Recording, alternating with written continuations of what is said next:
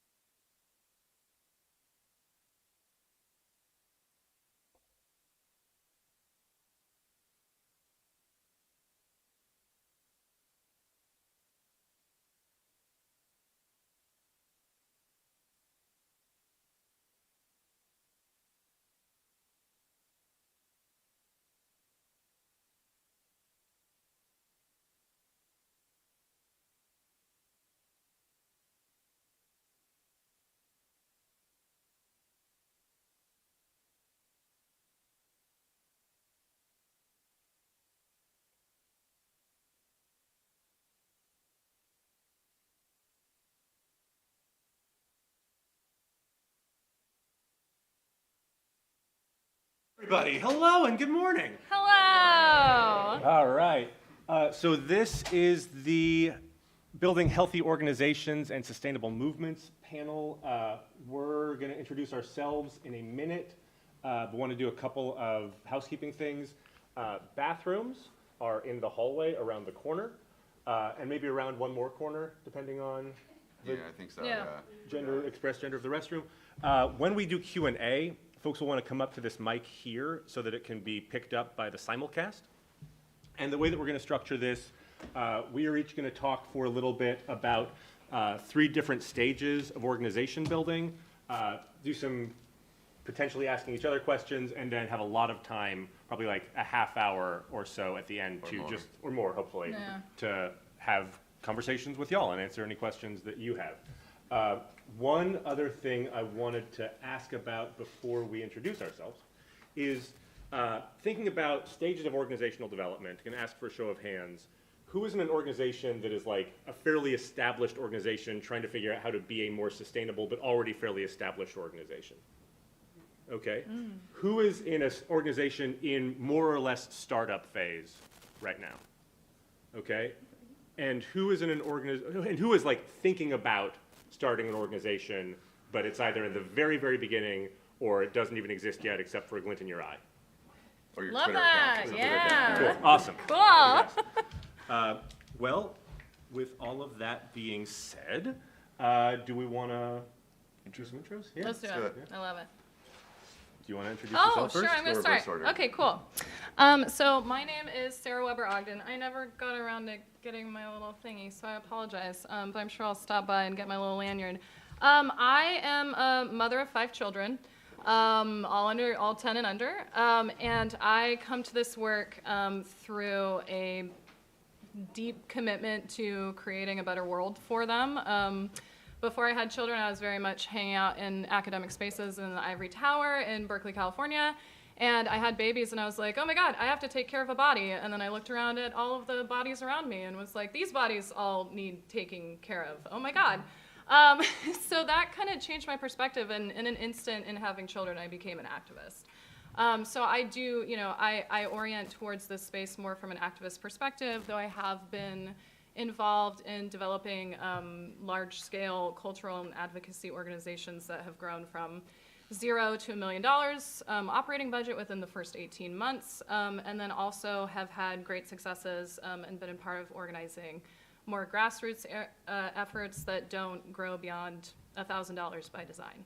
So, but have incredibly strong political reach and cultural reach. So I'm really excited to be here. I do not come from a housing background. I come more from climate justice. So I feel like I'll bring a different perspective than my esteemed co-panelists. All right. Well, my name is Jesse Kanson-Benanav. I come from Boston, Massachusetts. And I'm the executive director of Abundant Housing Massachusetts, which is a statewide pro-housing organization. We're a couple years old. I think I'll talk a little bit more about our experience starting and helping or trying to sustain this fairly new organization that is the statewide pro-housing group for the state of Massachusetts. I also, previous to founding that organization, was involved in the pro-housing YIMBY movement as founder of A Better Cambridge, which was the local pro-housing group in the city of Cambridge, Massachusetts, where I was the founder and longtime chair of that organization. I'm also a sort of a serial organization starter over the years, really going back to high school when I started very nerdy political clubs, political discussion groups in my high school, and continuing through college. I have a background in affordable housing before coming into the role of executive director of Abundant Housing. I had a number of I'm an urban planner by training. I've been a community organizer working on affordable housing policy and tenant organizing. I've done management consulting for housing authorities around the country, and have also worked as a nonprofit affordable housing developer at a series of community development corporations and other regional nonprofits in New England and the Eastern Seaboard. And as I said, I've been executive director here at Abundant Housing, or here, but there, here in time, I guess, for the past year. And yeah, I'll leave it at that. I'll get into more. Cool. My name's Henry Honorof. I am by training and community organizer and policy advocate. A couple of things that are worth giving background on about me, I guess. I spent most of my career inside an organizational network called the Alliance for Youth Action. I used to be a young person with hair. That is a network of youth-led community organizations around the country. Spent about 5 years here building an organization, particularly running voter registration drives, get out the vote work, lobbying the state legislature, and then spent about 5 years helping local organizations around the country start up and build. So spent time in Florida and Texas and Ohio and Illinois and Arizona helping young people, particularly young women and young people of color, start their own and run their own community organizations, particularly on the program side. I'm also one of the co-founders, along with at least one other person in this room, of Portland Neighbors Welcome, which is the pro-housing organization in Oregon and in Portland.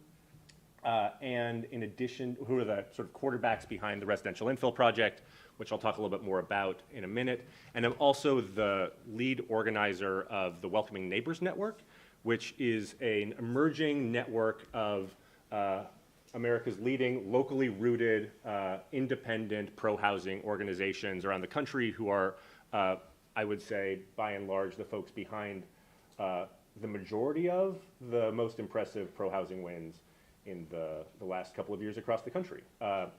Which is not to say the Welcoming Neighbors Network National Hub is, but rather the local individual network partners who will be helping to foster new campaigns and new organizations around the country. So that's us. And we're going to talk for a little bit about 3 stages of organizations, which we've thought of as like stage 1, stage 2, and stage 2.5. Stage 1 being the true startup phase, where you're a Facebook group and try to turn it into an organization. Stage 2 is you've been an organization for a minute and you want to become a sustainable organization.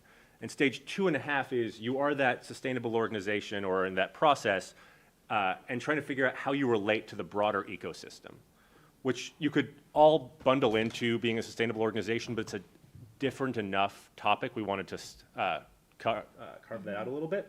And we'll talk a little bit about each of those and then have a bunch of questions, or time for a question and answer and conversation with y'all. So to kick that off, I will go first and talk a little bit about what it was like founding Portland Neighbors Welcome from scratch, really, as an organization. And I'll say the most important thing here, which is why it's always weird to have one person telling the story of an organization, is that teams are what start organizations. We call people founders. We call Jesse a founder, but like no organization starts because of one person. The organizations that do, that form around one charismatic individual, are oftentimes the weakest organizations after that individual leaves. You're here. Building a strong organization starts with building a strong team. And that also continues into building a sustainable organization, but I sort of think about it kind of around, who here's like seen heist movies? You know how when in the heist movie there's like, we need a demolitions expert, we need somebody that can hack the code, we need a con man, we need an acrobat, and you sort of need that in building an organization. So the way that we thought about it for Portland Neighbors Welcome, there were some pre-existing organizations that existed. There was an organization called Portland for Everyone, which was a project of 1,000 Friends of Oregon, the statewide land use nonprofit. There was PDX YIMBY, which was just a Facebook group. And there are a couple of other organizations that kind of floated around the general conversation around housing in Portland. And when it came time to pass the residential infill project, which legalized up to 4 units per residential lot across the city and up to 6 per lot if half of them are deeply affordable. Pretty big deal. Nobody was minding the store. Nobody was running the campaign, and it was going to move in front of city council, and we weren't sure if it was going to be possible or not. Now, Portland for Everyone, which was this sort of pre-existing project of a larger organization, had done a bunch of groundwork, had recruited some good volunteers, had done extraordinary work, particularly led by Madeline Kovacs, who was the lead organizer for Portland for Everyone. But once that wound down, nobody was minding the store, so we started talking about on the PDX YIMBY group and on a series of group chats, we need to have something to run this campaign. So we started meeting in our friend Holly's living room on a weekly basis, trying to figure out what actually is going to take to run a good organization that can run this good campaign. We need somebody that is thinking about it from an organizing perspective, how to actually turn out people to hearings. We need somebody thinking about the coalition building and bringing in the partnerships that are going to be the most sort of compelling narrative. We need somebody thinking about fundraising. We need somebody thinking about communications. We need somebody thinking about events. And that attracts different types of people. So as we get together, every time we're talking about how's it going on the organizing side? How's it going on the direct advocacy to City Hall side? How's it going on the event building side? Connect on that, go back, do your work, and hopefully next time bring a couple more people on each of those teams. So the team, the second thing that's incredibly important and it's laid into this is starting with a campaign. Organizations that don't have a campaign to build around are just sort of nothing. Like, What is the campaign? what is a campaign? A good question. Trying to change public policy, trying to win something in a meaningful way that will affect people's lives in your community. So for us, the campaign was changing the zoning code.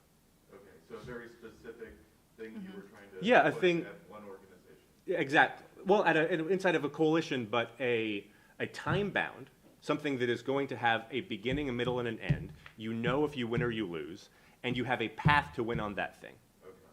Okay. Most of the time, there is some external force creating that campaign. So there was a rezoning thing happening in Portland that we wanted to make sure was good. In some cases, that campaign is built from scratch. Like you bring the yeast, you bring the dough, you bring the ideas, and you take that from 0 to 60. That can be harder, but it can also be really useful. But so designing around that campaign, otherwise, like we're all here because we believe in this stuff enough that we take time out of our weekdays to come and do this. For the majority of organizations, the people we're trying to bring in, they've got jobs and families and kids and like would rather go to a movie, right? We need something that makes people need to do this now. And a campaign is something that makes people need to do this now. It's a reason to be involved in your organization. A couple other things that I'll say, and then I'm going to shut up and talk about my other stuff later. One more is that independence is really, really helpful. When I say independence, I mean organizational independence. It can be good to have a fiscal sponsor. It can be good to have something to help you figure out some of your like financials and books. But the precursor to Portland Neighbors Welcome, because it was part of a larger institution, it was actually limited in the stances it could take. The reason I think we got the residential infill project done was because we were really bold about tenant protections as well, so we built relationships in communities that can sometimes be in opposition to pro-housing work. But because we were an organization that didn't have to answer to anybody else, we could say, yeah, we're actually in favor of rent stabilization. Yeah, we're actually in favor of aggressive tenant protections. We're going to turn out for those things so that we build relationship with and bona fides with the coalition partners that we need. And that's only doable because we had that independence. What's the last thing? I think those are the main things that I'll talk about for now. I guess, and the one other thing is within the team structure, having smaller teams for people to do real concrete work. So we built an admin team to like actually build the organizational infrastructure, create the bylaws, recruit the board, had an organizing team, had a policy team, had a comms team, and each of those were at least a couple of people. So when we're talking about building an organization, you know, sort of 5 to 7 people minimum that are pretty bought in, and inside a core team, maybe 15 to 20 is the folks doing work on a regular basis is, I think, the fundamental building blocks of having a really strong organization out the gate. I'm going to shut up and pass it to Jesse. All right, thanks, Henry. Yeah, so I mean, I just want to say, first of all, one thing that struck with me when Henry started was the notion of, you know, having the team you're working with, and, you know, utilizing different skills, but making sure it's a team. And I do want to recognize my fantastic board chair and co-founder of Abundant Housing Massachusetts, Bea Jimenez, who's over here. Hey. You know, we started with a fantastic board of about 8 or 9 people a couple years ago, and Bea has just been so much of the energy and, you know, drive for us to do this work. So I appreciate she's here, and it'll be interesting to hear afterwards if you have any different perceptions of the work we've done in the last couple of years. Call them out and correct it. Yeah, feel free to. And I know she will. She will. Abundant Housing Massachusetts, is what I'm going to talk about. But as I said in my intro, I have been a serial organization starter for much of my life. And, this panel is about building healthy organizations. And I don't know that I always did that. And so I'm in a constant stage of learning. I'm going to be talking about abundant housing today, but also, I draw on my experience in particular in the founding and running of A Better Cambridge, which I did for about maybe 6 or 7 years before I left Cambridge, moved to Boston and left that organization. But it's Those are different places? yes, Cambridge and Boston. Yeah, exactly. Stoking the flame. But I also want to say structurally, we at Abundant Housing are different than Portland Neighbors Welcome, right? We are a statewide organization. We're not actually designed to necessarily run campaigns. What we're designed to do is help build the capacity of grassroots organizations around the state. And some of that is what we took into consideration as we built the structure of our organization. So we are not necessarily a grassroots organization. We are sort of a, lack of a better term, grass tops organization, but sort of trying to fill the role of supporting the grassroots and then providing some voice to that movement in state level policy conversations. But we're not the ones in a particular geographic area, except for the state of Massachusetts, but we're not sending necessarily our members into various communities to go to planning board meetings or city council meetings, things like that. We're trying to build the capacity of independent organizations that are affiliated with our network to do that on their own. And I know that one of our organizations, Walk Up Rosendale, is represented here as well from the Boston neighborhood of Rosendale, Matt Lawler over there.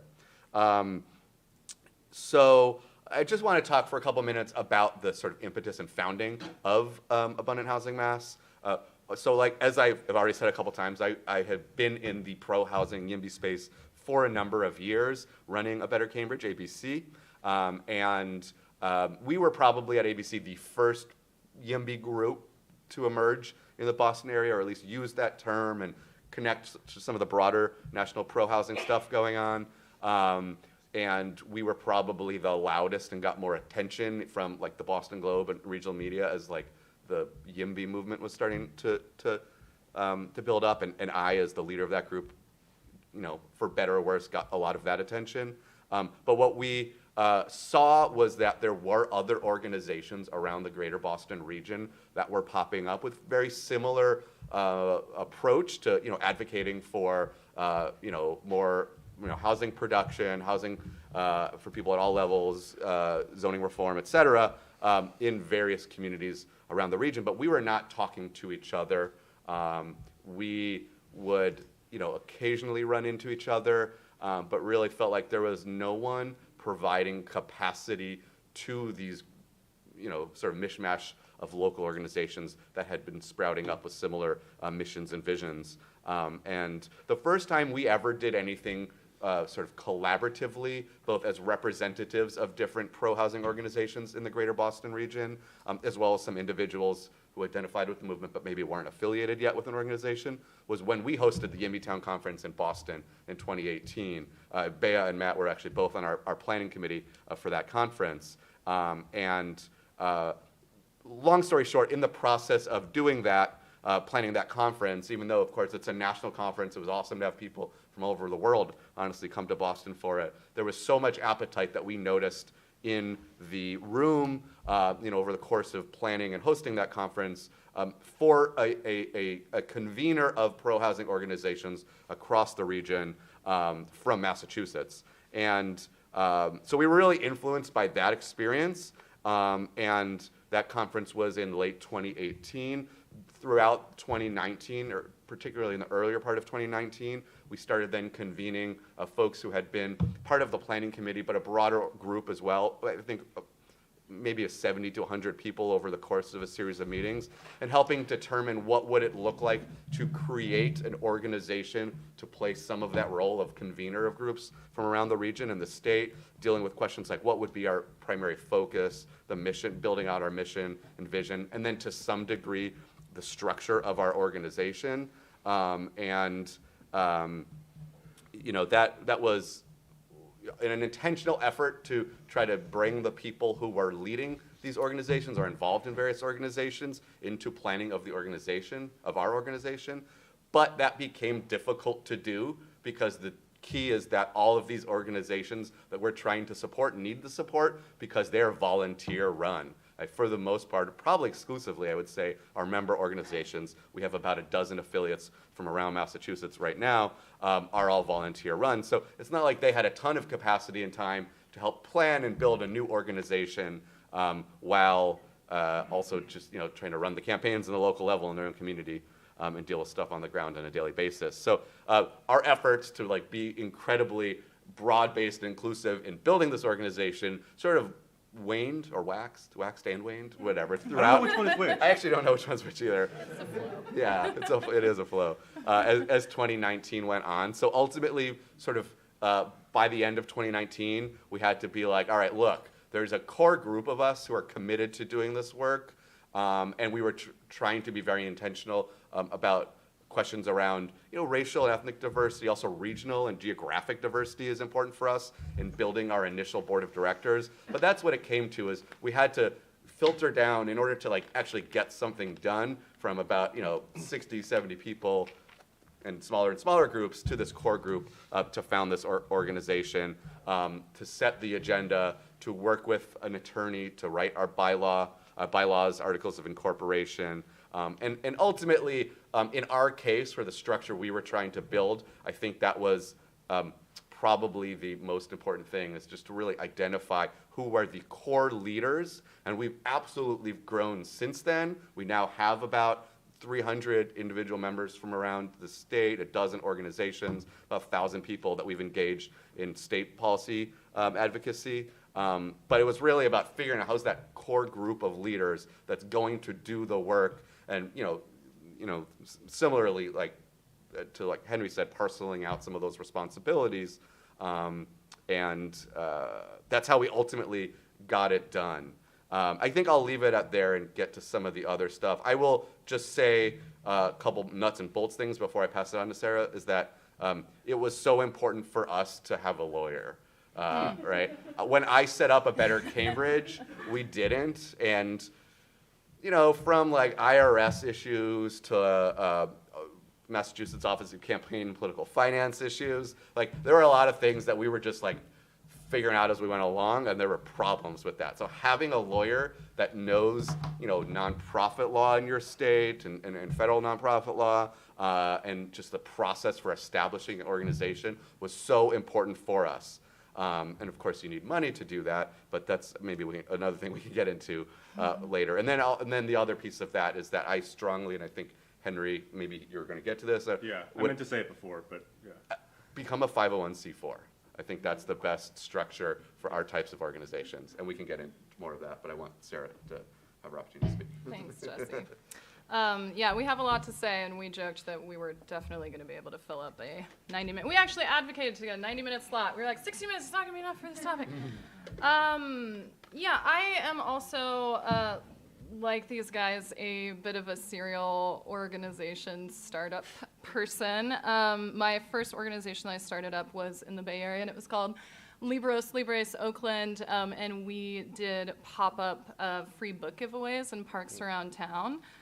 Which was super fun, and it kind of got me into, again, this idea of starting a grassroots organization that is about bringing people together to have a connective experience that feels generative, collaborative, creative, surprising, and something that you're excited to have been a part of or to have stumbled upon in your community that reminds you of how communities are connected together and how you are connected to your community and just can be empowered with very little to have big impacts on the experiences of the people around you. But I'm actually here to talk about my experience as a co-founder of the PDX hub of the Sunrise Movement. Sunrise Movement is a national organization that does advocacy around affecting a Green New Deal set of policy outcomes. Sunrise is based in a momentum-driven organizing model. So if you're not familiar with that, basically they take the structure-based wisdom from base building organizations that we've been talking about, sort of creating a container for the organization to exist in legally, as well as team structures and organizational development and all of that. So building that alongside creating catalytic and exhilarating moments of activation in the public through civil disobedience, specifically nonviolent civil disobedience. Momentum-driven organizing will generously let them claim their basis in the nonviolent organizing practices that were further developed through the civil rights movement in the United States. I think that there's a lot to say on that, but go ahead and Google. You can hear all the arguments about that. But the idea being that yes, you're trying to affect policy outcome for sure, and you're trying to build an organization that can withstand the winds of fundraising issues and leadership change and all of that, so that you can do policy work. But it is also about changing the winds of common sense around what policy should look like, either in a small community or broadly, through those catalytic moments where suddenly we all come together and have this experience of saying, of course, climate change is a huge issue, and of course I should be reorienting my life, or our policymakers should be reorienting their discussions around ending fossil fuel dependence. Something I didn't care about last week, but care about now through having participated in this extremely emotionally engaging large-scale or small-scale event, or having witnessed it, and now will claim is a thing that I thought and participated in forever all along. And we want to give people space. We never challenge that. We're like, we know you thought this all along. We know you agreed. You come on in. You're welcome home. We're all here together. I came to climate justice organizing and Sunrise PDX through one of those catalytic moments. And of course, housing and things like housing and climate change give us extremely visible and extremely impactful external and visceral experiences of the issue. So, if it's housing, you can walk outside and be confronted with the outcomes of, it was capitalism all along, and housing policy in Portland in a way that is deeply emotionally affecting. And for climate change, I don't have to tell you, but for me, the IPCC report came out a few years back, and it scared the fucking shit out of me. And then the Camp Fire in California, unprecedented fires, tore through the town of Paradise, where my friend's childhood home was, and burned it to the ground. There was nothing left but the hearth. And the smoke from that fire traveled all the way up to Portland, Oregon, where I was living, and filled the lungs of my children in my backyard. And I was like, hell no, just like a lot of other people were in that moment. And it was extremely impassioning. It meant something to me. It meant something to my family that we have policy outcome about this, but I wasn't a policy person. I didn't know what I wanted. I didn't know what I wanted to see. And I needed to band together with other people who, while I had the passion and the personal drive and the vulnerability to be there and to do what was needed to do the work, I didn't have the policy background to figure out exactly what it was that I was trying to affect. So I, went on Facebook, was scrolling around, and I saw that there was a group of people who were all wearing the same yellow and black T-shirt that were sitting in Nancy Pelosi's office, and I was like, oh, okay, those are my people. How do I get in touch with them? And, at that time, there were a few other people in Portland who were also going through the exact same experience, and we found each other on Facebook. And we decided to meet in a church basement that also happened to be the house of the 350 PDX chapter. If you're familiar with that's a national organization, that's their local branch. And two young people who had a long history of experiencing or organizing in the climate justice space helped facilitate this conversation with a bunch of brand new activists who were extremely impassioned, who wanted to come together and figure out what the heck we were trying to do. That, I think, is not an uncommon experience. The reason why I think that Aaron invited me to be on this panel is more about that we really created something incredibly unique at Sunrise PDX. It's really singular to my experience of organizing and in being in any kind of a group space. And I think it's that we cared as much about the policy outcomes as we did about creating an organization that was there to like nourish and feed the people who showed up to it. It was something that we really felt like we wanted to not be extractive of labor only to the people that showed up, but to, because when we're extractive of labor from people, we are simply reenacting the oppressive structures that continue to create the conditions that we're fighting against. And so this sounds really theoretical, like, you know, what does that actually mean? It came together that way through us creating some practices, which I'm going to talk about. So we, as a group, just felt, you walked into a climate justice space and emotion was there, and people were passionate, and people were scared, and people were afraid. And so we realized really quickly that our meetings could not only be about breaking off into breakout groups and figuring out who is going to do fundraising. Fucking always me, because I have a fundraising background. Nobody else wants to ask for money, which, by the way, I love asking for money because, like, they owe us money. You guys know that, right? Like, you are not a beggar here. Like, you are doing the work that gets them the, like, justice, diversity metrics that they are looking for so that they can report out that they're doing a great job. So, like, go tell them to give you your fucking money. You owe it. They owe it to you. Okay, anyway, fundraising. Just go get the money. Okay. So we realized that, like, it wasn't just going to be about, are we going to be a C4? People needed space in those meetings to talk about the experience of being in what feels like a dying world, a society that is soon to collapse. And I think that there's a lot of analogy in a housing space that you could potentially open up those spaces for conversations around as well. And so we, in Sunrise, knew that personal storytelling was incredibly important, and developing a personal narrative about why you're there was incredibly important. So we opened up those spaces where we started structuring our meetings where we would open with a meditation, we would sing because we're dorks and we like singing, and singing brings you together and creates a sense of vulnerability and a willingness to take risks as a group.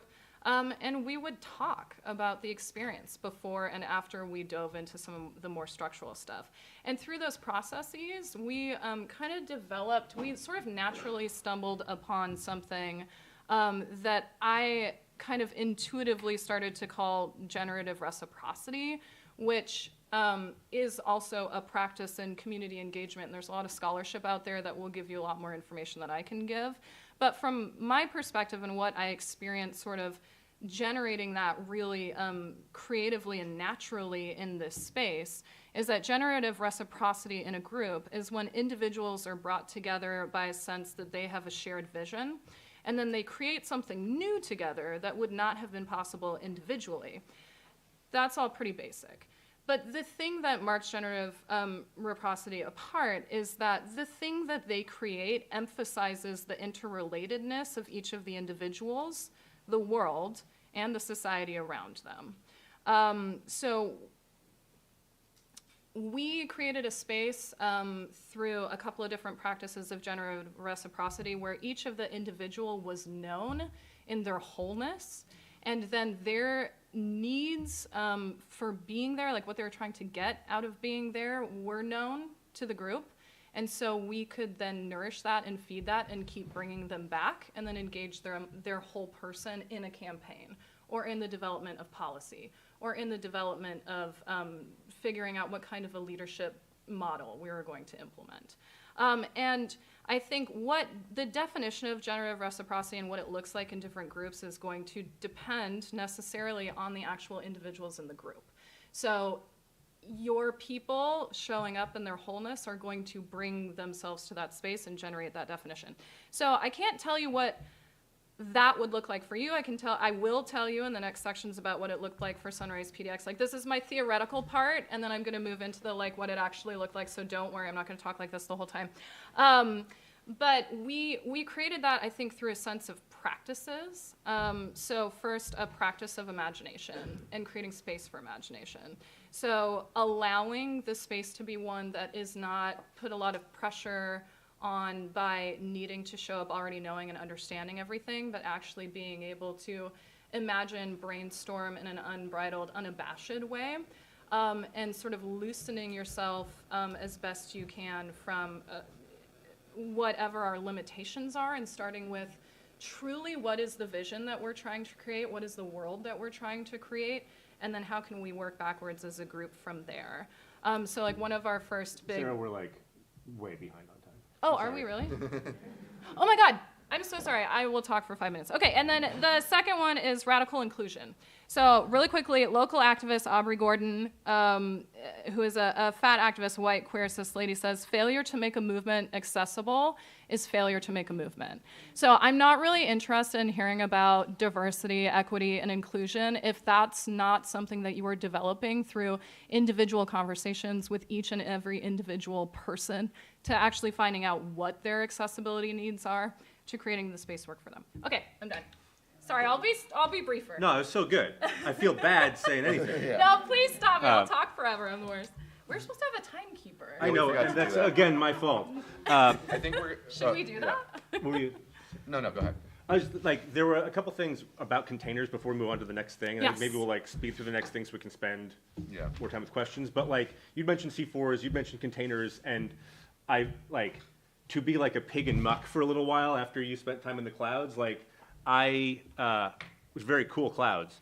Think about like the kinds of fundamental building blocks of the organization itself that are worth talking about before we go on to sustainable organizations. Like, you'd mentioned a C4.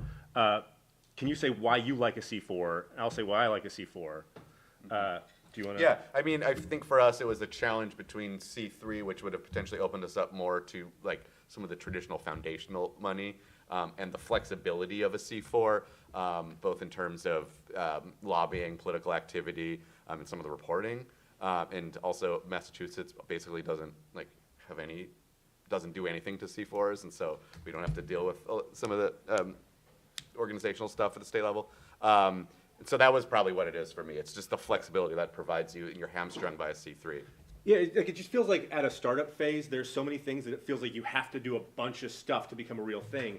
Nice thing about a C4 is like you just send a letter to the IRS. It's Yeah, like, we're right. going to be a That's true. C4, natch, we're done, we're a C4 now. Can we do questions at the end? Yeah, Sweet. What's that? if your first year of taxes is a C4 is really important. I just want Yeah, no, and Oh, yeah. the lawyer They thing agree. matters. Yeah. Lawyer, we have an accountant, we have, yes, exactly. Yeah, but it is vastly easier than a C3. You don't need a fiscal sponsor. You don't need you don't need a lawyer on retainer. Like, you need a little bit of legal advice at the front end. You need to make sure you're spending your money Yeah, right. absolutely. The local membership organizations I super like because part of what you're doing as a startup is creating a thing that people have ownership over. And there are a couple of ways that people get ownership over a thing. They invest in it in some meaningful way. I think membership organizations that either count time or money toward membership are really, really useful. And the other is like naming a thing together. There's been a lot of conversation around like, what do we call ourselves? What do we call the movement? What do we call our organizations? And there's some utility to having stuff that sounds the same across a bunch of different places, but there's also a bunch of utility to having a conversation with your founding board or your founding team around like, what do we want to call ourselves? And it's, to be clear, it is an annoying conversation. Like, it is agonizing. The number of things we almost called ourselves at Portland Neighbors Welcome before we were Portland Neighbors Welcome was ridiculous. Yeah. And we were very mad at each other for a while. But then we came out of it and we had like a name that we all really believed in and felt ownership of. And it's like witchy woo-woo, it's hard to explain why that matters. But in the same way that like you get a dog, and if the dog is like named whatever it was when you adopted it, it feels different than like, I have named this dog and it now has the name that I want. And it's the same thing for an organization, but it's a lot more people having that sort of sense of ownership. Can you demystify the two types of membership organizations? you Yeah, discussed? so so the way that Portland Neighbors Welcome is a membership organization is we have a legal member definition, which is to say if a person contributes a certain number of things, that is a dollar amount per year or time, or asks for like a hardship waiver, but gives in some other way, they are a member of the organization, which means they vote on our board of directors, they elect our board of directors, they can recall our board of directors, they're involved in an annual meeting to decide a couple of things around it is so that the organization at a local level is built on the is built around the individuals who are contributing to it. Can I jump in really quick? Yeah. So with all love, Totally disagree on this. I deeply disagree Yeah. with these models, and I think that what you're building an organization off of is the free labor and extractive practices of your membership, if you do it that way. So you, again, are creating the same oppressive structures within your organizing structure that you're trying, hopefully, to fight against externally. So you're asking people. And then you're asking people to give their labor and time, and you're rewarding people who have the privilege of labor and time or potentially a money contribution with decision-making and other forms of empowerment. And I think that just structurally, you're using the master's tools to try to knock down the master's house, to borrow a misquoted term from Audre Lorde. So I would think that a goal of an organization, and I also, talking about C4, C3, where to start, like, I've been in all of them. I currently work for a state legislator. Like, I understand structure, I understand containers, but I'm a strong believer in grassroots organizing and mutual aid organizing being one of the only places where true justice can happen. And so if your goal is creating justice, and if your goal is to, impact and deconstruct oppressive systems, you're not going to do it by only empowering people who have the financial or time means to be there. So you need to be thinking about how you can create pathways to empowerment and engagement that make the space truly accessible to people who don't have those things, and for who and people who are most highly impacted usually won't.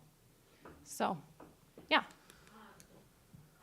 That point is going to be discussed in the next panel, and I love what's going on here, and I think that we're going to get into it over next door at the next session. Go to the next panel. What's the After panel this one, called? what's it called? It's my panel. It's showing up for all neighbors, Yimby and helplessness. Love it. Great. It's going to be a good conversation. We have about 10 minutes before we wanted to go to more questions. Should we try to move Yeah, should we go into phase 2? Yeah, and I'm wondering how we can sort of speed run phase 2. I only really have one thing that I want to say for phase 2, Go for it. which Go is for it. like, Yeah. in your startup phase, you're trying to get a bunch of shit done as quickly as you can. And oftentimes that's messy, and you recruit who shows up, and your organization probably doesn't look or manifest in a bunch of different ways like the organization that you want to be. Once you have put some points on the board, once you are a real organization, it then becomes incumbent on you to become the organization that you want to be. And there's almost certainly going to be a gap. It would shock me if there wasn't a gap. Like when, in our first year at Portland Neighbors Welcome, we were like a much whiter, much more male, much more upper income institution than we wanted to be. And so as we were moving toward like, what is our actual first founding board of directors? Not the folks that were a board of directors so that we can get our legal paperwork done, but who is actually going to be standing for election before our members. Did a really intentional work thinking about the different types of people that we want to be as an organization, the different sort of communities we want to represent, the different skills, and so recruited leaders really intentionally around the skills and expertise that we needed, around passion for the issue, around the power mapping that we needed, so who had relationships in City Hall, and who had relationships in the communities and coalitional organizations that we wanted to be central to our work. And I think coming out of that process, we ended up with a board of directors that was majority women, representative of the demographics of the city in terms of people of color, bunch of different housing situations, bunch of different financial situations, and that was done by really intentional spear phishing of potential board member applicants. So if you just put out a call saying, whoever wants to apply to our board, you're gonna have the exact same people leading your organization that have been the core of your organization. And you need some of those people, but if you want to be changing who you are as a group, you need to be having individual organizing one-on-ones,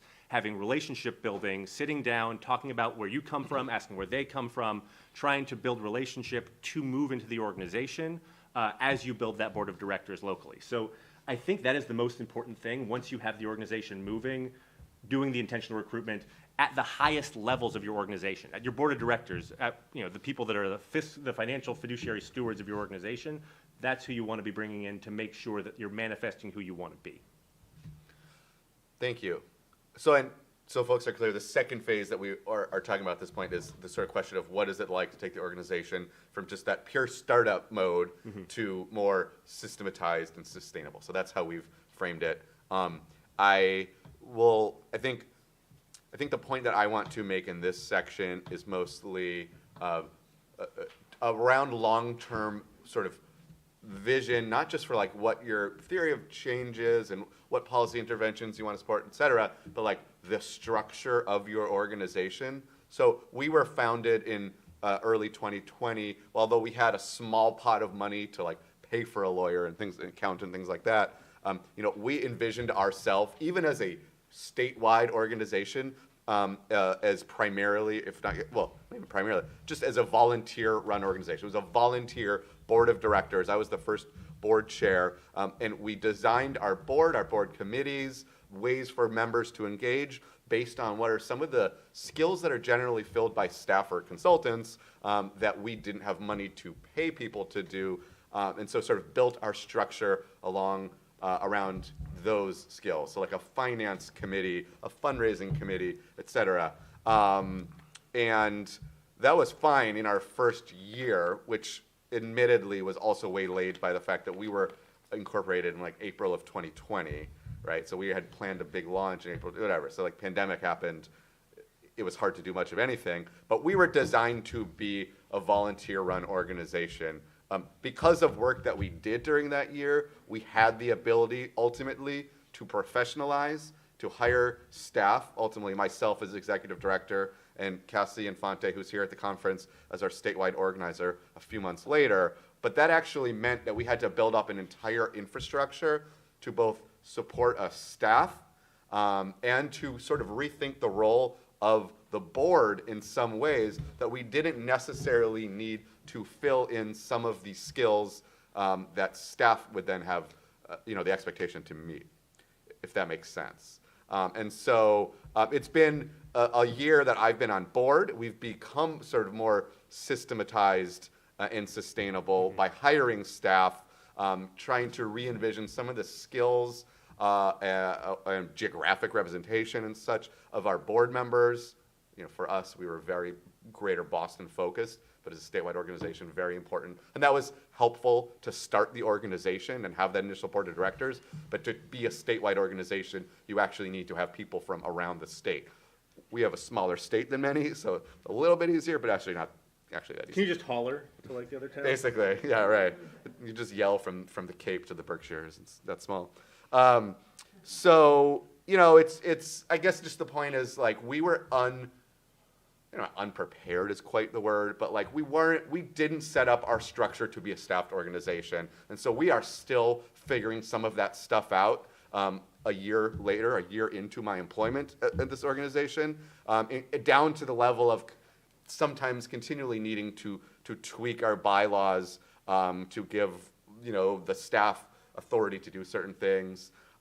Also, like thinking about the sort of who speaks for and represents the organization is something that I think we're constantly trying to work through.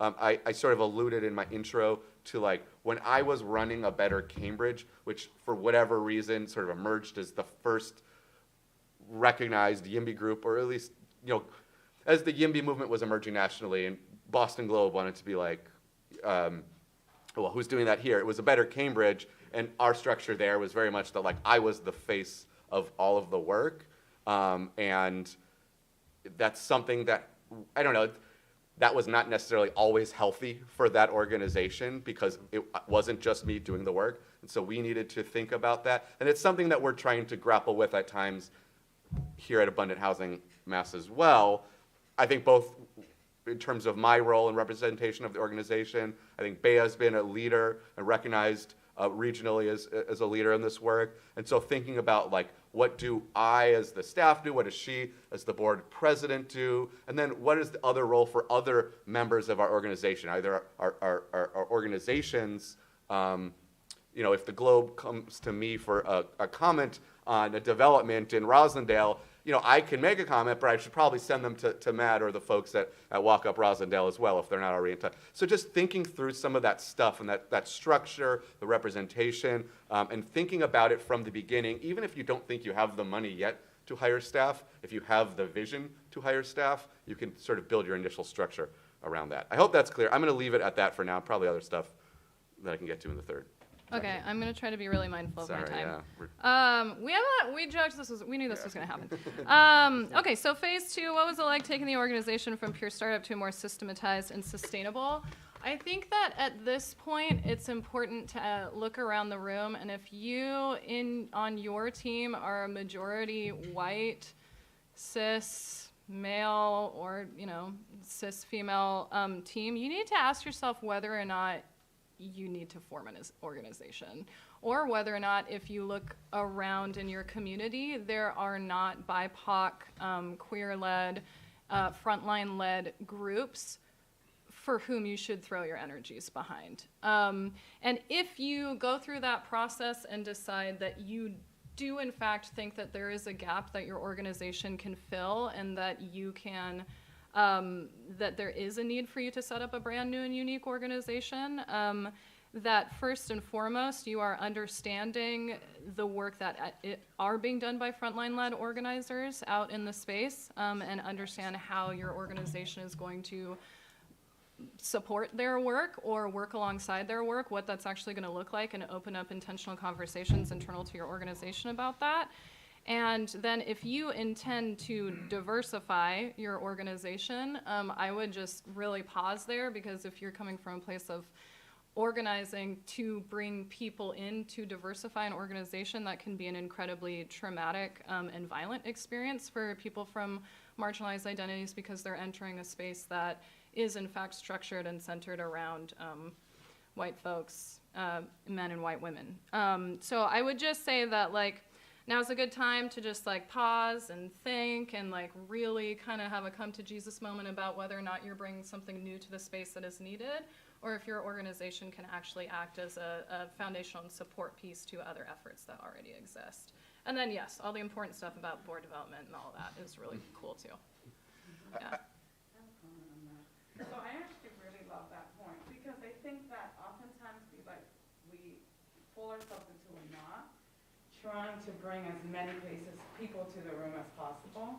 And Jesse alluded to that. When we started, we were trying to get as many opinions as possible, trying to run a really inclusive process that was starting to probably annoy some people, right? Yeah. Like, you're meeting again about a name? Like, I already told you what, you know what I mean? So it was like, okay, at some point, you do have to start making a decision. But the other point that I would say on that is that when we did Yimby Town, we recognized that Boston had a gap, but then we quickly recognized that, we were kind of forced to recognize, to be honest, that there were other folks in the space who were doing this work, maybe weren't going after it under the Yimby label, and maybe didn't even agree with the Yimby model to begin with, but still felt that they were working on the most pressing housing issues in the city. And that's when we had to take a pause and actually reflect internally as well. And then that allowed us to kind of look larger and realize it's not just Boston. Boston is not getting this right because there's so many actors on the state level that aren't doing anything about these issues. And if we go there, we can really help support the folks who are already on the ground. Instead of saying, we can do it better, we'll do this. We have to instead say, actually, they're doing a pretty good job on their own. Right. And we've had to find ways to connect with those groups who did kind of see us as stepping into their backyard, right? So that's something absolutely to think about. And I can guarantee you, if you take your time, you will find that there are people who've already been working on this issue longer than you have, who might have so much to offer you, but because you've been running on your own kind of way trying to get something done, maybe you haven't stopped to listen to what's already out there. I love Thank you, yeah. Thank you, Bea.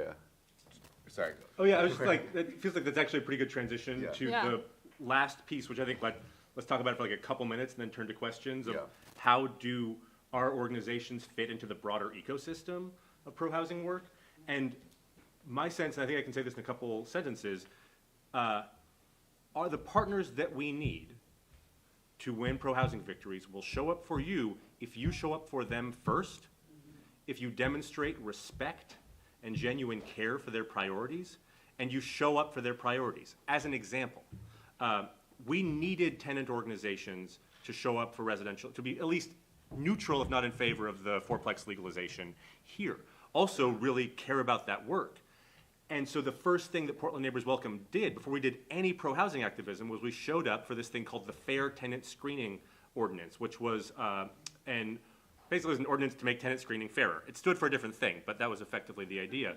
And we had a bunch of our pro-housing people show up really passionately for that issue at the request of tenant-led organizations. And that built a lot of trust in the tenant community, who then showed up big when it came time to pass the fourplex and affordable sixplex legalization. So that degree of like, we care about you, we care about your work, we're gonna show up for your stuff, and there is no quid pro quo implied or said or anything. The thing that we are doing is showing that we care about your work. And then when it comes time to ask later for folks to be engaged in some way, there is that established, trusting, respectful relationship you can build on. And that feels like the most important thing that we can do as we relate to the broader coalition. I think the thing I want to add on this point, and you know, we are continuing in Massachusetts to figure out our relationship to the tenant organizing movements, and it's a work in progress. But I think the value add that I can give here is, for us as a state sort of lobbying organization, at least on that side of our work, it was important for us to think about our relationship to the broader, for lack of a better term, affordable housing industrial complex in Massachusetts. Massachusetts, like any state, does not have enough affordable housing, but we are lucky in that we have a significant, relative to other states and relative to our population, significantly large affordable housing ecosystem, and I think this might be different than other states, but some of our state affordable housing groups were carrying the torch on zoning and land use reform in Massachusetts before we were around, although we feel sometimes with the wrong approach or slightly different perspectives, but they were doing the work, and so it was important for us to think about where we sit in relation to that world, and it was helpful that I had spent, 17 years working in the affordable housing industry from a variety of perspectives, but in that space in Massachusetts, that Bea has also worked in that space as an organizer at a community development corporation, and other board members have roots in the affordable housing community development space in Massachusetts. And so we were a new organization bringing a different perspective that folks knew was tied into some of these other, this national movement that sometimes raised eyebrows or whatever, was perceived in various ways. But so like, it was helpful that as we were entering that space, there was some familiarity already. So it's similar to what Henry's saying, but maybe also from the grass tops perspective. I kind of hate that term, grass tops, but it's like, I think the easiest one that I can handle. So I don't know what the specific advice is, but I will say that was useful for us to have some legitimacy, at least on the affordable housing community development, broader development space, because we were, as individuals, known entities to start. So take from that what you will. I'll pass it on to Sarah.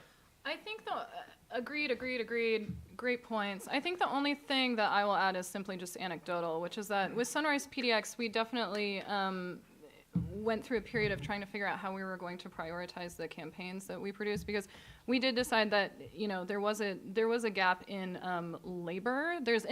In Portland, you can't walk 2 feet without running into a nonprofit organization or an advocacy organization. We're just that kind of a town.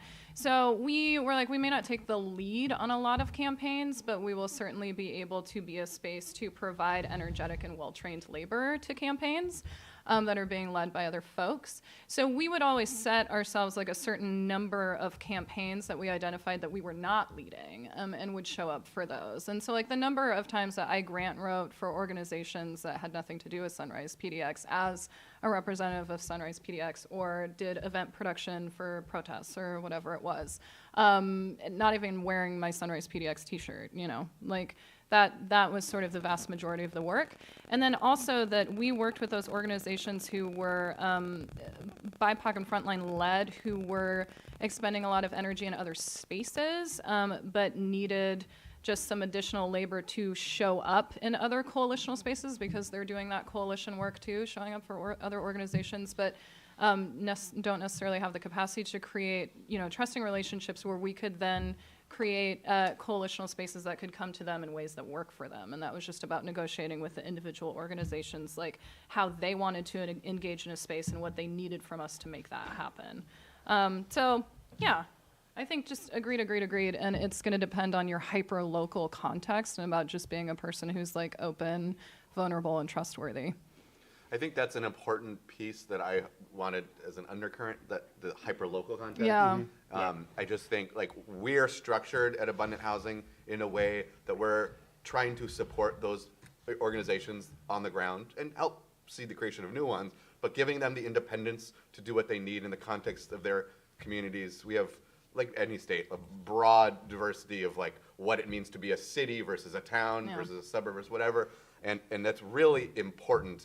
If I, as a Boston resident, was like to jump over to like Worcester or some of the Metro West suburbs, I would not be taken seriously at a planning board or city council meeting. So it's about giving those folks in those communities the space to do what they need within their local context, but helping them to do it. Sorry, I just wanted to add that. I agree. No, I love it. Yeah. We want to do a Q&A now. So I think the way we're supposed to structure this is that you actually come up to the mic. We don't have a roving mic. And the purpose behind that is so that the AV folks can actually capture your questions. So if people just want to come up and line up, I know it's kind of physically awkward to have to get up and move around the room, but Love it, though. stretch You it just see your out. faces even closer. Stretch it out. Yeah. Fantastic. And maybe say your name and where you're from. Yeah.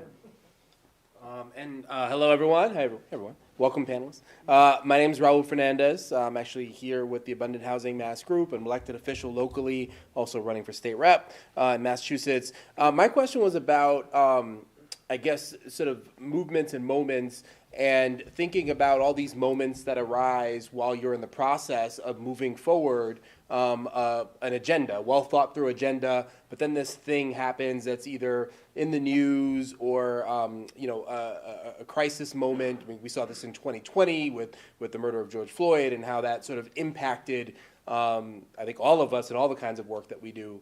And how you think, how you balance sort of staying on target with the larger goals that you set for yourself and your organization as the environment shifts and moments arise and maybe call you to show up in other spaces that you wouldn't have otherwise, or do work that maybe wasn't in your original plan, and how you respond and adapt to that. Seems like the momentum model is like actually built to do that thing. I have some thoughts about how we've tried to build in for that, but I wanted to I think that my comments will actually diverge from the momentum model. So the momentum model, I mean, is built all around grabbing those lightning strike moments and riding them as a way of activating folks and then bringing them towards you and your thing. Sunrise PDX thought that was a little parasitic, and we didn't really like that.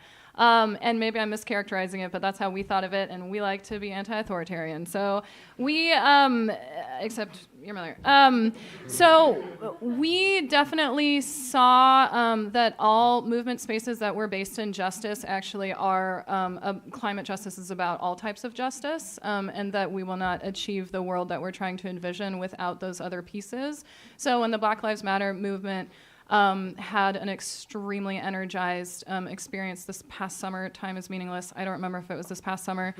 Sunrise radically reoriented around the Black Lives Matter movement in order to support it, because the justice that they were fighting for is also going to get us towards our own goals. So that's my perspective. I think that's super smart. The other thing I would offer is, as you're building your institution, the more that you are empowering different groups of people, different teams within your institution, the more you are able to adapt to moments of whirlwind, moments of change. Like, I would say most of the time it's useful to have, if you have a big goal, to have some people in your organization that are marching toward that goal from beginning to end. But if you are building your institution to be responsive, and you have a team that is working on fourplex legalization, you have a team that is working on homelessness, you have a team that is working on tenant protections, you have a team that is working on, you have a team that's working on, at some point, one group of that organization could say, actually, we're going to take on this new thing. Or you have some people that start a new thing within the organization because you've built a culture and built an expectation that people that want to do something that is aligned with your organization can do it through your organization. So if you're setting up your systems internally to be adaptable and your teams to be adaptable, it allows you to do multiple things at the same time and walk and chew gum. Love that. Yeah, I'll just, go ahead. I don't have anything to add. I think that's, Go ahead, Mary. So my question is for Sarah. You mentioned generative reciprocity, and I think that that's something that we often think about. Like we said, we kind of set up ourselves as volunteer-led, but in trying to also really hone in on the message that, we really do feel that everyone's time is valuable, wondering what practices can you share both with your staff and maybe with your volunteers that you feel has really, not just made that clear, but also like in practice it became a reality. Oh my gosh. Yeah, I have a thousand concrete examples of that. So one of the things that we would do, so again, grassroots, but I definitely very quickly set up a fiscal sponsorship relationship so that I could receive some funds so that we could do things like pay folks to come to meetings because they don't have the luxury of time. And so we kind of created not an actual space of employment, but sort of like a stipend relationship for folks. So that their time was compensated. We had childcare at meetings for me, and more structurally, we created a team called Community, and the purpose of that team was to identify a single organizer that would then act as like I grew up Mormon, for lack of a better word, like a fellowshipper to different individuals within the organization. So they would keep track of those individuals. They would be on texting basis, and they would be able to help them remove barriers to show up. And so we would just respond really nimbly in that way. Emotionally, like I'm a very nervous public speaker. And so my Sunrise, that was something that I brought into the space, and they were like, well, you have a powerful voice when you do use it, and so we just want you to feel comfortable going into spaces and sounding really fucking nervous or asking the audience that feels unfriendly to like slow down and take a deep breath with you. And so like we just really worked with people individually to accept them wholly and recognize what their power was, and then also to create like remove real material barriers. So again, like if it meant that we gave you $50 to come to a meeting, like we gave you $50 to come to a meeting. If we had to call you separately to get your vote cast in a conversation, that's what we did. So it wasn't perfect, you guys? No, it was a total mess. We did not, we didn't do this well. It's just a practice. You have to develop a practice of trying to do these things. Thank you for asking that, and I really feel like I should be asking that of the group. I feel like, if you have thoughts on that, I'd love to hear that as well, like things that you did that worked. Compensating people for their Yes. time. It's not always possible. I actually love what you just said, a phone call. Yeah. Sometimes we overthink our way into it. And it's like, if I didn't see this member show up, maybe it's just a phone call. Like, you know? We need relationships. That's why we're here. It's not just for policy. We're here for the relationships. So provide each other with that. Thank you. Thank you. Hello. I love this discussion. I'm actually schizophrenic myself, so I'm not always included in a lot of conversations. I have actually an anxiety disorder. Me too. I'm here on a spot. I'm actually here on a scholarship, which if I didn't get, I wouldn't be here at all. Yay! So thank you for this conversation. But my question's actually quite different. What was your biggest speed bump encountered while forming your organization? One. Your biggest one. Oh my Do you want to tap your hand? Yeah, I don't know that this is actually the biggest, but I think it's an important one. One of our founders had a medical emergency in their family and like could no longer do stuff for like the better part of a year. And there's the founder who's like, we were meeting in their house. We were like, if it was anybody's organization, it was hers. And we had to completely adapt and have different people pick up different responsibilities. And comes back to why teams are so important. One of the co-founders, Madeline, was fond of saying, if you want to go fast, go alone. If you want to go long, go together. And what I get out of that statement is if at some point one leader can't do stuff, you need enough other leaders who feel empowered to own the organization that they will also step up. And it was a really awkward, sort of painful time, but it's also, I think, one of the reasons that we are as strong of an organization now as we are, because we had people step up in that moment. I think for us, well, certainly launching in April 2020 was a speed bump. But It was like the weather. yeah, it was cold in Boston that April. I think to be serious though, the transition from a volunteer organization to staff has we are stronger for it, I believe, but we had not necessarily clearly defined roles. And I had been the board president for the first year, but also functioning sort of as an executive director. But then when I came into an actual executive director position, not being on the board, and Bea stepped in as board president, we're still trying to figure out what's our relationship to each other. What does staff do? What does staff manage? What does board do? Some of that is, defined by law, but also having been board run for a year, we're still trying to sort some of that out. So I think that was our biggest speed bump. She asked the question over there. So. Oh my God. I would say burnout is really important to navigate, and I would say that instead, rather than burnout, the speed bump is figuring out how to develop practices that allow you again to be nurtured by the work and held by the work, and to develop an orientation in. So anti-racist theory talks a lot about urgency culture, and that being everything.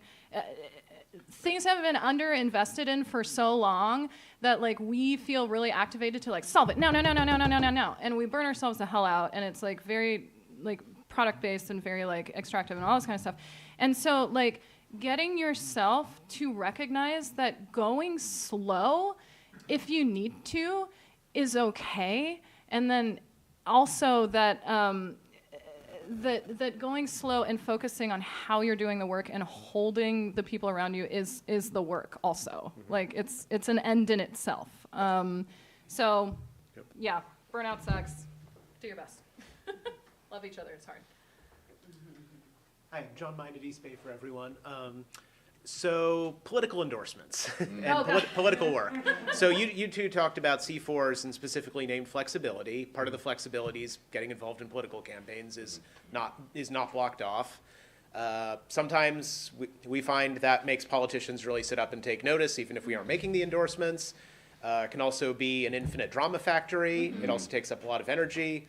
What have you found about the trade-offs of that kind of work? How much do you do it, if at all? The way that we've thought about this is less in terms of, if we're going to endorse, we need to have our endorsement really matter, which means put in a ton of time and resources. Yeah. And the way that we've threaded that needle so far is using our C4 to make a much more flexible housing voter guide. So C3s have these really intense restrictions about what a voter guide can be, and it makes the voter guide almost unusable. A C4 can be really candid about what different candidates think about different issues. They can have an A to F scorecard about the candidates on issues, and that's the way that we've approached it, by using the flexibility granted to our C4 to do clear, easy, voter-friendly communication about housing issues in a way that feels independent, which actually means I think people use it more, and doesn't get our organization in trouble. We are still sorting out our approach to endorsements at Abundant Housing Mass, and I think we are going to be very intentional about it. We have 200 legislative races going on in Massachusetts this year, and we are not going to distribute a questionnaire to every candidate in every race because we just don't have the capacity to do it. Right. Instead, we're probably going to target specific races where we know there's either incumbents or challengers or whatever candidates, if it's an open seat, who have clearly aligned themselves with us, and we will be very targeted about that. For us, it is about an endorsement in sort of name only. We have very strict campaign finance laws in Massachusetts because of many generations of political corruption, and so we don't have the capacity to start an actual political action committee, right? 501c4 is an IRS designation, but campaign finance, at least in local levels, is regulated, by the state. At a Better Cambridge, I think I mentioned at the beginning, we got dinged a couple times by the Massachusetts Office of Campaign and Political Finance. The first time was for operating as a PAC. ABC is also a 501c4, but we didn't incorporate as a PAC under Massachusetts state law, and even though we were keeping our spending under 10%, which was allowed for non-PAC activity, because our communication around election time made it seem like we were a PAC, we got in trouble. Well, we got a little slap on the wrist. And then there was a second issue after I left ABC that they had with the Office of Campaign and Political Finance. So I am approaching this with abundant housing with extreme caution. So that's our thinking around it. I think we should write a musical called Engaging in the Electoral Process with Extreme Caution. Yeah. This is a weird story. One of the organizations I helped found just had an off-Broadway musical based on them. This is real. It's called Americano. It's wild. We're all gonna go home and find that on YouTube because Yeah. that's the thing that we need right now. We should just watch that for this panel. So Sunrise PDX was not ready to take on a full electoral process and deal with all of these issues that were just discussed, though we were really enjoying nerding out about them.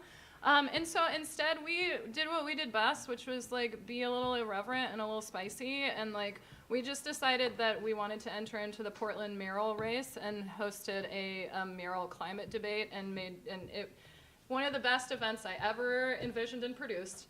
And it was just spicy as shit. And that was how we were able to make political statements, was by letting the candidates speak for themselves in an interestingly constructed space that allowed them to say exactly what we knew they would and allowed our audience to react appropriately. So yeah, we didn't endorse, but we endorsed. And I will say there was a funny moment where one of our organizers, who's extremely loud and raucous herself, was yelling at one of the mayoral candidates who was talking about justice and economic justice. It was like, you work at Nike! And the candidate was like, okay, unbiased organizer of this event. So again, we were a grassroots organization. We didn't have a legal designation, and so that allowed us to be a lot spicier. I think, though, that long term, we were like, well, if we really want to be players in the space, we're going to have to get, C4 designation. But it's just all about where you're at in your stages and capitalizing on the flexibility that you do have in that moment and then seizing it creatively. Let's see if we can get through all 4 questionnaires. So we as panelists will Speed try round. to Go keep fast. this brief. Yeah. Lightning round. All right, my name's Tina. Hi. I'm from Greenville, South Carolina. Oh, hell yeah.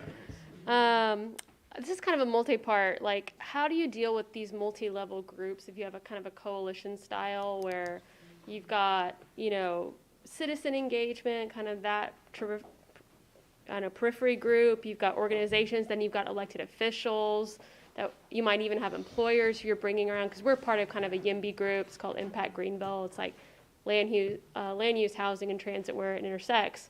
And so we have all of these working pieces. I guess, how do you manage that? And then how do you get people to take ownership if you're even if you have one backbone organization, how do you get all this your core group to get involved? And then how do you build a broader coalition? Because in South Carolina, you need to have a broad coalition to get things done. Real quick, guys, brief. Boom, boom. Yeah, you've asked a very easy question for I'll lightning sit this round. one out and let you guys talk. Go ahead. Okay. I mean, I think I kind of have to know more about the context, because so much of building, I was talking with somebody yesterday about like a coalition can mean a huge number of things, and I think the most politically important coalition is where like actually you have a bunch of organizations speaking for themselves around a sort of common interthreaded message. Yes. And the best way to do that, I think, is like if there's an organization at the table that really cares about transportation, they're leading on transportation, and they help all the other organizations figure out how to speak in their own voice around that thing. If you're leading on housing, you do the same thing for the transportation organization and the affordable housing organization and the I guess tenants mine gets organization. to like where we have the home builders Yeah. for housing stuff up Yeah. against up against land use folks, even though Right. in a general sense, like for sprawl or against sprawl, but then there'll be these little things like, well, but I actually work for this larger entity that has Right. to fight to be able to develop wherever. Yeah. So these kind of things happen where it's like we might believe, we focus on the common agenda, and I guess that's the solution. But the problem is that because of these headbutts, people have left. Like, we have had people leave. Yeah, coalitions for coalition's sake are really hard. I'm Yeah. a much bigger believer in like inter-organizational, interpersonal relationships to sort of manifest as a coalition. But like when you have to meet every month to be like, what are we doing? What are we doing? What are we doing? That like works if you're trying to pass a ballot measure. But if you're trying to sort of Yeah. exist into perpetuity, I think it's much more useful to have a series of like clustered individual organizational relationships where you're supporting one another when things are moving, rather than like trying to keep each other together, which is just really hard when you're dealing with the kind of context that you're talking about. Does that Yeah. make sense? It does. I mean, yeah, we're together for our development code process for city and county, and so we've come together in those things. But it's like, I think in the interim before that is really escalated Yeah. into where it's really in action right now. That unfortunately, that's the things that have happened. Let's talk after about this. I'd love to. Sure. Thank you. I appreciate it. Yeah. I'll just real quickly say, you know, and I don't know if this is actually an answer to you or at all helpful to you, because it's saying, I guess that we're doing it differently, right? Like we're not designed to necessarily be a coalition of like everyone in the land use space in Massachusetts, right? We are a coalition for the grassroots pro-housing organizations, and we have an advisory council that we convene every other month, and it's representatives of our various affiliate organizations to share experiences, to help each other out. We do some capacity building with them, but it's just about that group. We are a member of other coalitions, but we're not convening. We have some businesses that support our work, some CDCs and others. So are they just like supporting financially kind of thing? Yeah, Okay. yeah, basically. We don't give any donor, whether they are giving us $20,000 or $100,000 or $10, any difference in Right. influence in the organization. Okay. Yeah. That's It's helpful. like a Thank you. community-centric model, is the idea. Awesome. But also happy to talk more after, Good. Okay. if I can go. All right. Sorry, go ahead. Thank you. Hey, so my name's Zane. I'm from Oakland, California. I have a question about the bureaucratic structure of your organizations. Just based on the descriptions, it seems somewhat bureaucratic. Like this discussion of electing a board of directors, hiring lawyers to make bylaws, and creating a hierarchical structure. So how do you ensure that your orgs spend the bulk of its time on the reasons that it was founded rather than on bureaucratic tasks and management? Yeah, it's a good question. Super good question.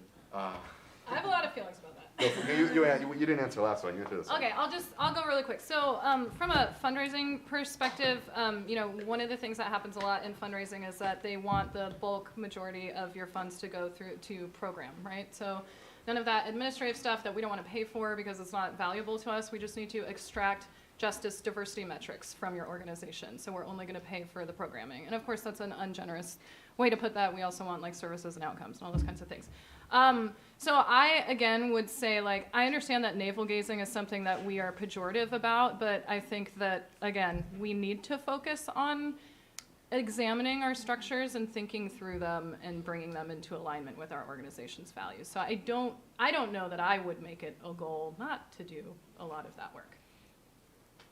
I think there's something to that structure, like how you build your organization is how you will manifest in the world, and that's how you will be experienced by the individuals inside your organization. It does not take an individual's very much time to vote on a board of directors, but the thing that sends to them is oh, I actually own this organization. And that means they show up to the teams that they're on more. It means that they volunteer more time. It means they show up to more things. And so there's a couple of things that maybe are bureaucratic, do not take very much time. Take some time on the front end to really think through how do we build an organization that will be maximally empowering to the maximum number of people from different walks of life and different lived experiences. And then once that thinking is done, then you've got ways for people to just move and run on things. And so the amount of time that goes into like, who are we? At this point, very low. The amount of time that goes into how do we change laws? Very high, but that required building some intentional thinking on the front end to make sure that our structures are empowering. Beautifully articulated. Yeah, I'm not going to add any more because I think those are great answers. Hi, I'm Mike Nahas from Aura in Austin, Texas. What's up, Aura? So we're kind of a wonky organization that's grown. It's all volunteers, maybe $4,000 a year in membership dues. And I want to know, like, how do you figure out, like, the next step? Is that where we should be? Like, some people here were talking about connections to YIMBY Action. Some people were saying, oh, there's corporate money that would be available if you wanted to go fundraise. Like, we could hire staff, I guess. Like, how do you figure out what size organization you'd want, and, like, I mean, should we get staff? Like, I don't it's know like, that or there's stay a where we clear are. answer necessarily. Okay. I think it has to do with your local context, what resources might be available to you, the relationships you already have to bring in new financial resources. I mean, you need a lot of money in order to have staff, to be honest. Yeah. And like, Yeah, and you take on a lot of risk. and you take on a lot more risk, and so that may not be worth it. And I think Sarah made a good point about you can do more stuff if you're an informal. I think Aura, you may be incorporated, right? At Aura. I'm not sure which 501 we Yeah, are. I think you are. You have some legal structure, Right. But there's also it's probably C3. Yeah, but even with some informal organizations, there's some flexibility in that, right? So you may want to stick with that to the point that Sarah's making. I think it really depends. It's like hard to give. I don't have a direct answer to like when to make the move. Who doesn't love a good strategic planning process? Right. I think that's It comes down to what you want to do, Yeah, right? exactly. Like, there's no Yeah. answer for an organization must be this thing, it must be this size. Like, if you want to change the, like, Austin zoning code, or you want to elect people to state legislature, that requires an organization of a certain size. If you want to bird dog projects, that requires an organization of a different size. And so it's responding to your need. Okay. We're going over, but do we want to be? Yeah, let's go I one don't even more. have a question. Oh, cool. Hey, So Mindy. hi, Mindy Woods with Resident Action Project out of Seattle, out of Washington. And so we're really different from what I'm hearing you guys all describe. We are a grassroots organization that is resident-led, statewide, from people who have experienced housing instability and homelessness. We are under the Washington Low Income Housing Alliance, who has both the 501c3 and the C4.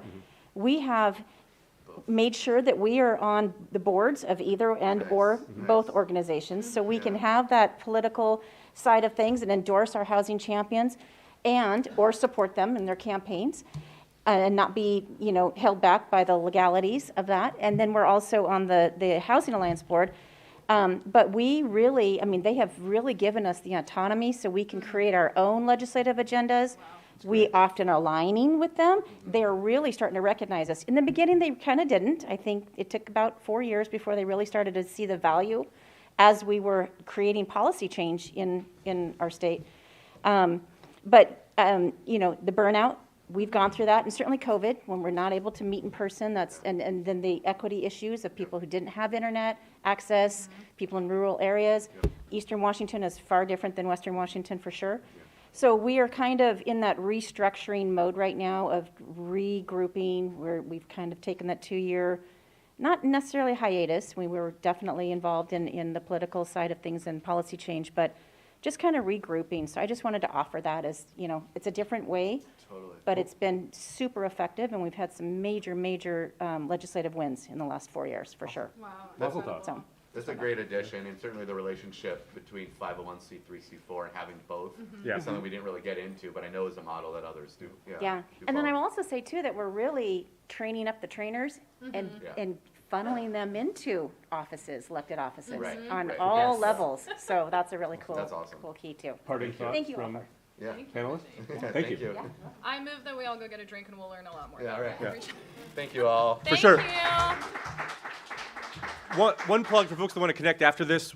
A lot of the purpose of Welcoming Neighbors Network is to leverage the experience of our founding partners to help grow organizations like yours if you're looking to grow an organization. If you want to put my number in your phone or text me, my name is Henry. Number is 503-754-6694. Just text me like who you are, what organization you're with, and if you want to talk. And 503-754-6694. And text me. I would love to talk to you all about helping you build strong organizations. Jesse and I don't give out our number like that. No, it's a bad decision I'm making here. But we would love to chat.